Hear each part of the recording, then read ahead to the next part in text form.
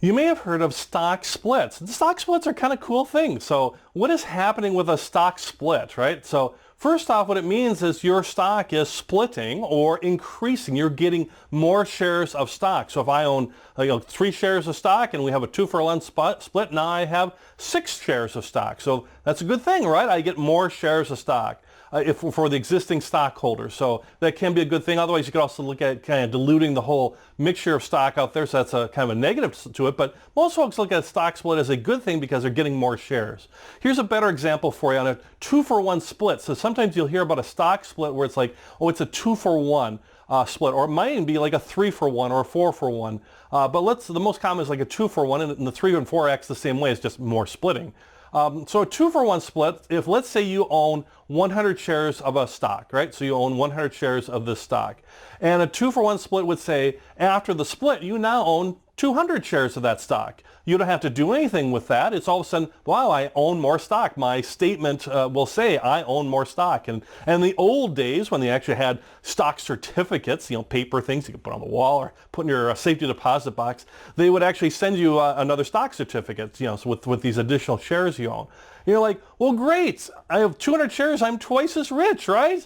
Isn't that terrific? It doesn't work that way. Because when a stock splits, not only do you get the double in the shares, but the share price goes down an equal amount. So let's say in this example, when it's 100 shares at $50 worth $5,000, let's say, we use US dollars for the sake of argument. It could be rupees, it could be whatever your currency is for a stock that's in whatever country. But let's use dollars just to keep it simple at this point.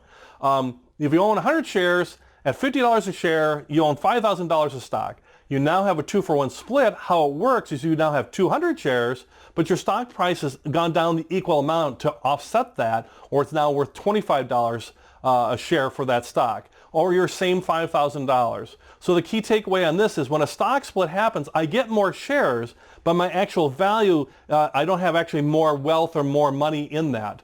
Now I have more shares and as share prices go up, well then my wealth will go up or down, my wealth will go down.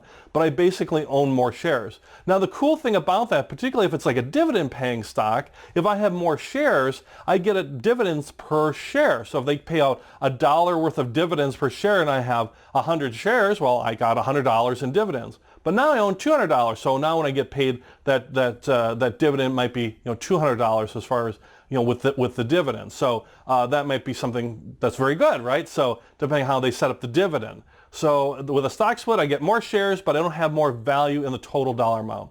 So why do companies do this? Why even bother with doing stock splits at all? I mean, for the company, it doesn't change their value or anything like that. It's the same. For the shareholder, it's the same. It's the exact same amount of money. Yeah, I got more shares, but it's the same amount of money.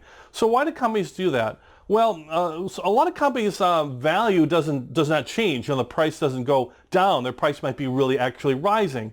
And for many companies, they're like, boy, if our price gets too high, that regular retail investor, that regular investor like you and I, they might have trouble coming up to buy a $300, piece of stock. They would rather buy maybe 10 of a $100 piece of stock or 30 of some other, $5 stock or whatever it might be.